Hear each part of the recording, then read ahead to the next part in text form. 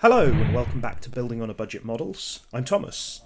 Today we're going to be unboxing this. It's the Bond car Submarine in 1/24th scale by Fujimi. Now, those of you who know your cars and also your Bond films will know that this is the Lotus Esprit from The Spy Who Loved Me, 1977 Bond film. So if we look on the side, you can see we've got the decal sheet, we've got images of the car, same pictures on this side, got some information in Japanese and Mr.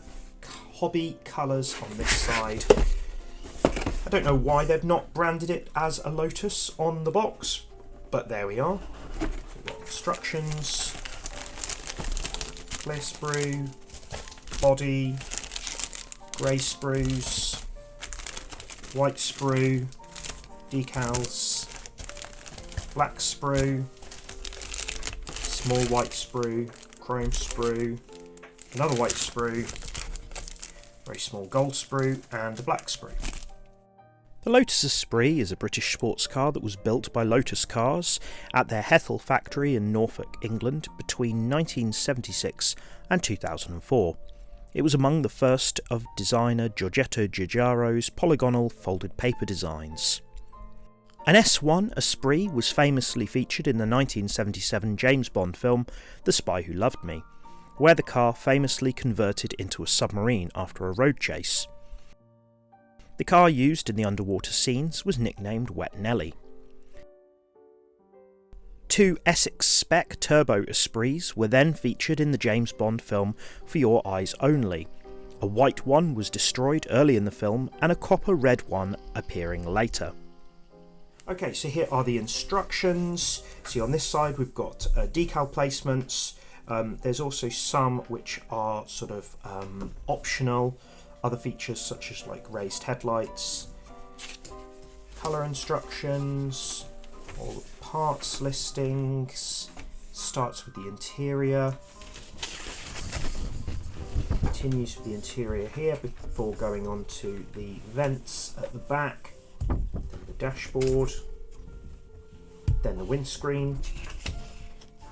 Gives optional decals here depending on what you want to do as the instrument display, submarine or road mode. We've got bodywork and the windows. We've got tail lights, and you've got the option of the kind of rear smoke or the number plate. And here it gives you options if you want to cut out and use the hidden harpoon guns, or instructions for attaching the rear vents. And then here we've got those wheel covers and those fins. These don't need to be glued so that you can adjust them, and then putting it all together with that flat bottom as well. We've got the optional missile, got this sort of window louvers, and then you've got the option of putting headlights up, or you can put headlights down, and other sort of periscopes and aerials and things like that. So yeah, based on the road car version, but a lot of options in this that you don't get in that kit. So this car is also available as the road car Esprit from Fujimi, and we'll start with some parts which I think are available for that kit as well.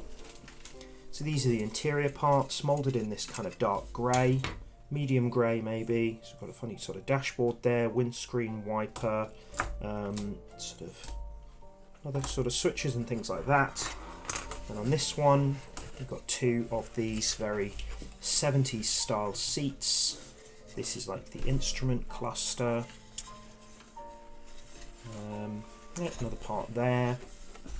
With the interior tub, which is all moulded in one piece. Pedals, another 70s style steering wheel, rear view mirror, things like that. So these parts here are on the standard road car version. You've got the pop-up headlights, you've got them folded down, you've got the number plates, and I think those are the fuel filler caps at the back. So here we've got another piece which is used also on the standard kit. You've got the insides of those headlights, you've got a single rear view, single wing mirror I should say. Then you've got the rubber trim for the front of the car and for the rear of the car. So now we've got some parts that only come on the Submarine version. You've got 4 propeller blades here, all moulded in gold, made in Japan there. You can see that's very crisp, good quality for Fujimi. So here we've got the chrome sprue. There seems to have been a large part removed from this. We've got, I think that's the inside of the rear view mirror there.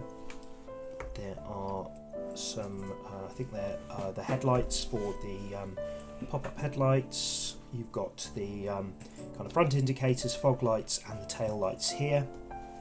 That's for the wing mirror. I don't know what was removed from there.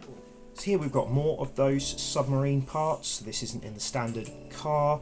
You've got the fins that go on the side, wheel covers here, tail fins, there's the missile, periscope, more fins, aerial. Yeah, I think these are for the optional harpoons. So then we've got more Submarine parts here. You've got the flat bottom, and then you've got the sort of underside to the rear propellers. Not sure it would actually be possible to fit all of these parts into a standard Esprit. Right, then we've got these black parts. So the front and rear louvers go inside the window, whereas these ones go on the outside. You've got those vent surrounds. Got more things. I think these are the optional harpoons. And then you've got these sort of tail fins, steering. But yeah, just like before, no flash. Right, then here we've got the clear parts, and these are standard on all versions of the Esprit. You've got side windows and the front and rear window. These all fit from the inside. You've also got this to sort of separate the sort of cockpit and sort of engine area. And then you've got those for the pop-up headlights, tail lights, fog lights. I'm not sure if those are for the fog lights actually. Maybe they're side markers, and then maybe these are for the fog lights. Yeah, very crisp.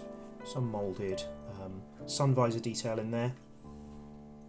And then we've got the bodywork here. So you can see that this is already moulded in white, so you could leave it unpainted should you want to. You've got raised trim along the side of the car, which need to be masked, and you've also got external window trim.